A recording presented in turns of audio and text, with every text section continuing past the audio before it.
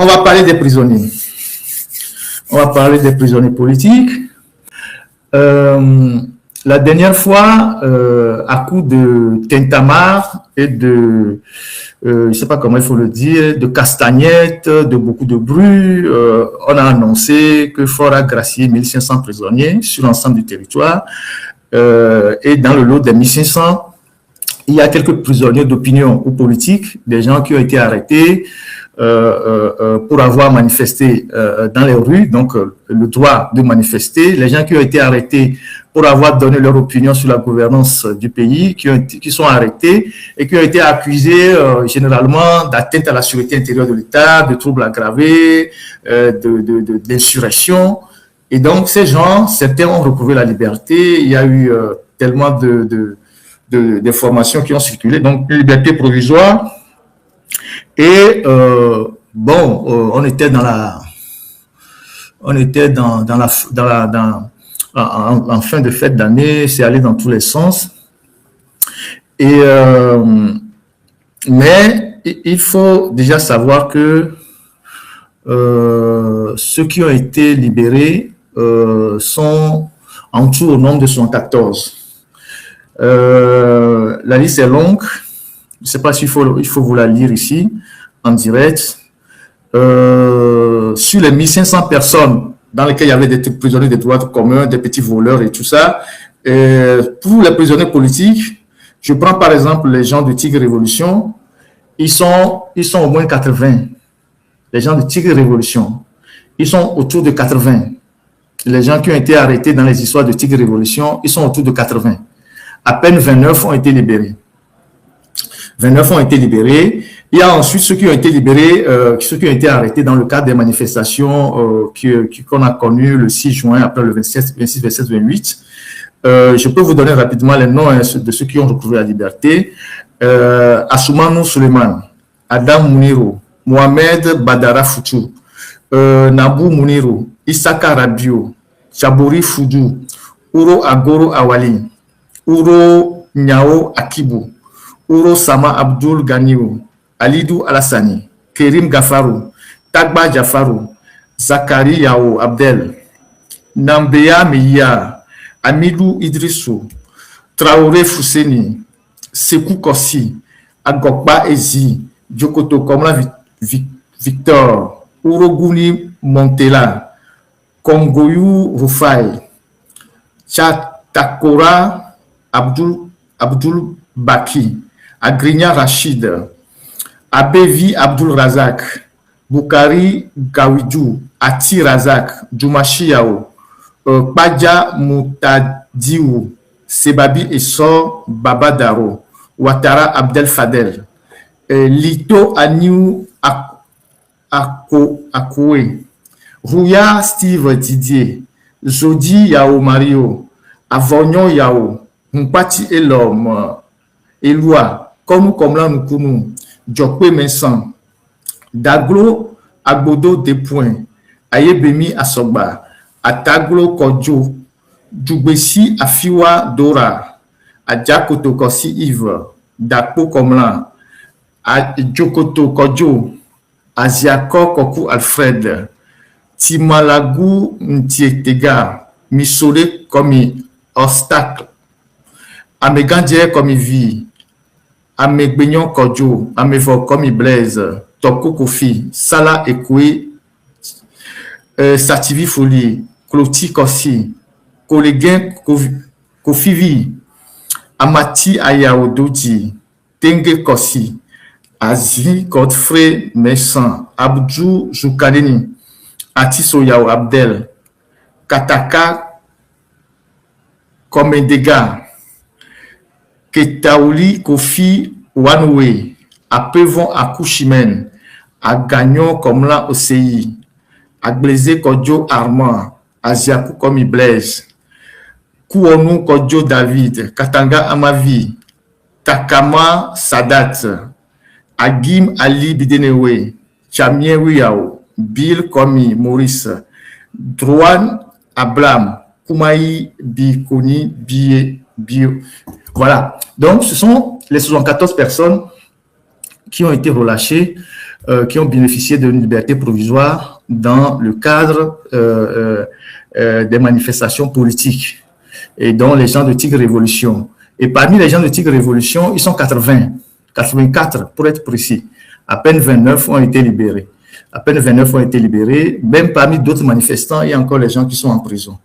Ensuite, il y a Jean-Paul Omolo qui n'a pas été libéré.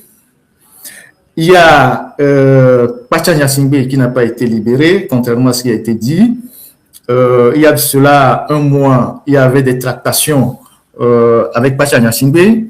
Je pense qu'ils étaient en train de discuter pour lui imposer, je ne sais pas, des conditions à sa sortie. Il n'y a pas longtemps, il a reçu la visite du procureur militaire, mais Pacha Nyasingbe n'est pas libéré à l'heure où je vous parle. Peut-être la semaine prochaine, je n'en sais rien, mais toujours est-il que Jean-Paul Omolo n'est pas libéré, Pacha Nyasingbe n'est pas libéré, Madame Nyakade, elle n'est pas libérée. D'ailleurs, on s'apprête à l'écouter au fond de son dossier. Donc, le juge d'instruction va ouvrir le dossier au fond, certainement les jours à venir.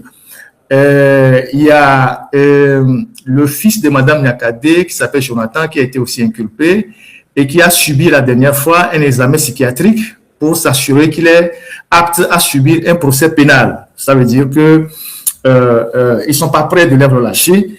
Et ensuite, il y a d'autres personnes qui ont été arrêtées. Il y a le jeune humoriste qui a tenté, qu'on appelle communément Tayo, qui est sur les réseaux sociaux, qui fait de la comédie, qui essaie de dénoncer à sa manière la malgouvernance, tout ce qui ne va pas dans sa localité, un peu partout au Togo. C'est des gens, c'est quelqu'un que vous allez voir souvent sur TikTok qui est dans son village à Kanté là-bas, dans des conditions assez difficiles. Il fait des petites vidéos pour dénoncer le manque d'eau, la mauvaise gestion et tout, dans l'humour, comme le dit le poète, corriger les mœurs en rien, Kassigare Ritendo Mores. Donc, c'est pas quelqu'un qui est dangereux, qui en veut à personne, c'est pas quelqu'un qui, je sais pas, qui menace qui que ce soit. Donc, lui, il fait sa petite comédie pour dénoncer ce qui ne va pas. Il a été kidnappé. On ne sait pas encore où il est. Certainement qu'il est à Kara. Et donc, voilà comment les choses se passent au Togo.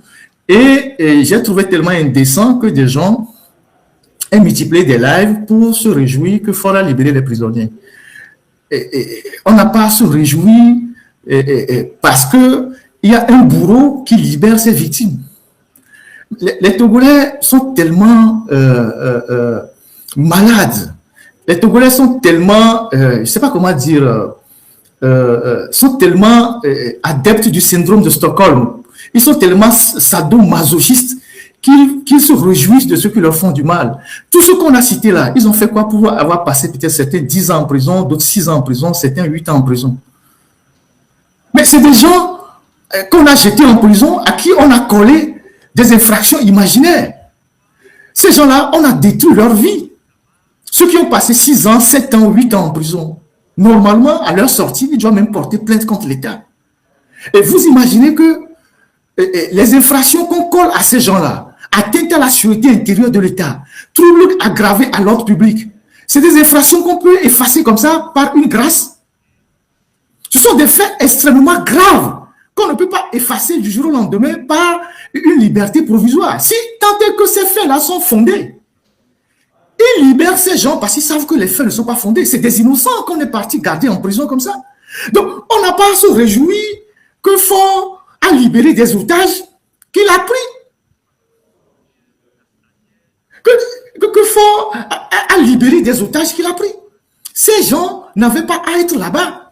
Si par exemple Grace Koumaï, elle a exercé son droit à l'expression, elle a dénoncé la mauvaise gouvernance, ça vaut la prison dans la loi au Togo. Si on suppose qu'il y a un Togolais qui a donné un avis sur la gouvernance de Faure Gnassingbé, ça vaut la prison.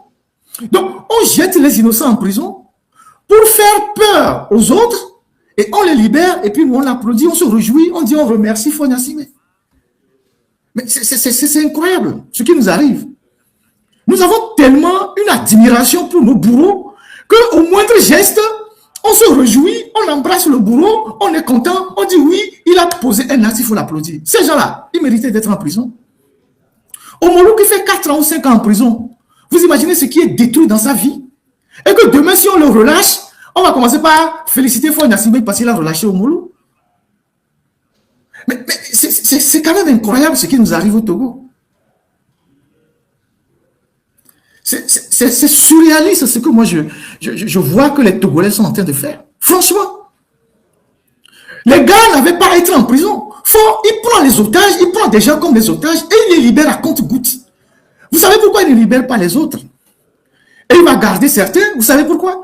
Parce que pour le dictateur, la prison est une arme de dissuasion. La prison est une arme de dissuasion pour le dictateur. Il faut qu'il agite tout le temps le chiffon de la prison pour décourager ceux qui veulent contester son pouvoir. Donc, en gardant d'autres personnes en prison, il essaie de dire, si vous continuez, voilà le bâton avec lequel je vais vous frapper.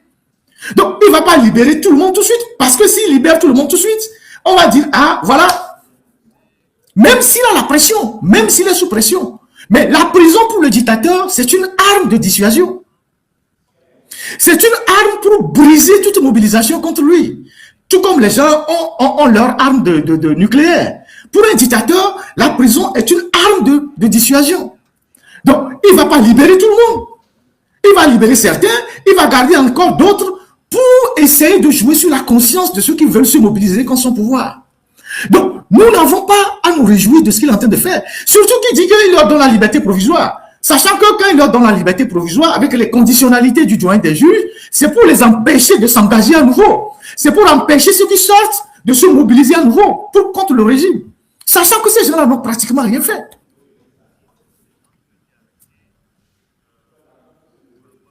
Mais c'est des vies qui sont brisées. La dame de Bafilo, là, Leila, elle a fait quoi? 6 ans en prison. Elle avait un enfant de bas âge quand elle allait en prison. Dans un pays normal, elle se retourne contre l'État, elle porte plainte.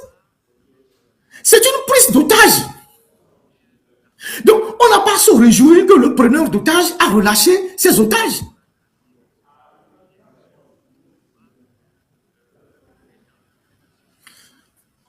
En tout cas, c'est ce Togo-là, on a vraiment de... oui, mais il va arrêter encore d'autres personnes. Tant que les gens vont critiquer son pouvoir, il va arrêter encore d'autres personnes. Parce que pour lui, la prison, c'est une arme de dissuasion. C'est l'arme qu'il dispose pour faire peur aux gens, pour terroriser les gens, pour empêcher les gens de s'engager contre son pouvoir. Tout dictateur utilise la prison pour ça. Aujourd'hui, il n'est pas prêt de libérer son frère parce qu'il ne sait pas ce que son frère pense. Si son frère sort, est-ce qu'il va se venger? Je serai à la place de Faure Gnassingbé, que je n'accepterai aucune condition. Ça fait 17 ans que je suis en prison. Il reste 3 ans. J'attends les 3 ans. Si Dieu me donne la vie, je ressors tranquillement. C'est ça la réalité. Donc, nous n'avons pas remercié Faure Gnassingbé d'avoir libéré des gens qu'il a pris innocemment et qu'il a jetés en prison. Quelqu'un comme Togo VPC vous a parlé de son frère. Il n'y a pas de délit de parenté. Son frère, ils sont allés à la maison le kidnapper et ils l'ont jeté en prison, alors que son frère ne participait à aucune manifestation. Rien du tout. Ils l'ont jeté en prison, ils ont cassé les choses dans la maison. Et vous voulez que, quand on libère ce frère-là, on va aller venir applaudir le dictateur, remercier fort? Mais non. L'humoriste qu'ils ont pris à Kanté, là, le gars qui s'appelle Kayo, là, il a fait quoi?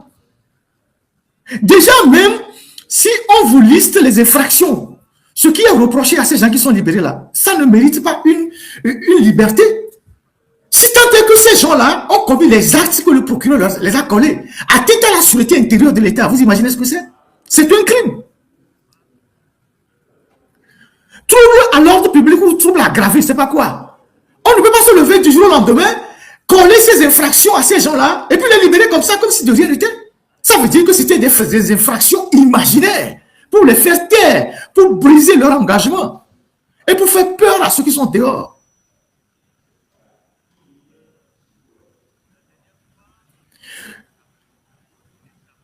Les prisonniers politiques, le jour où les prisonniers politiques, l'affaire des prisonniers politiques va s'arrêter, c'est le jour où le régime tombe. et qu'on mettra au Togo un régime qui est respectueux des droits de l'homme. Tant que le dictateur est là, il va amener les gens en prison. Tant qu'il est là, il va encore attraper d'autres personnes et va les amener en prison. Mais le jour qu'on arrête ça, c'est le jour où le régime tombe. Et qu'on se bat pour mettre en place un système qui évite qu'on amène des délits d'opinion, des gens qui sont en prison. C'est tout. Mais tant qu'il est là, il enverra des gens en prison. Pour une raison ou pour une autre. C'est un régime humanicide. C'est un régime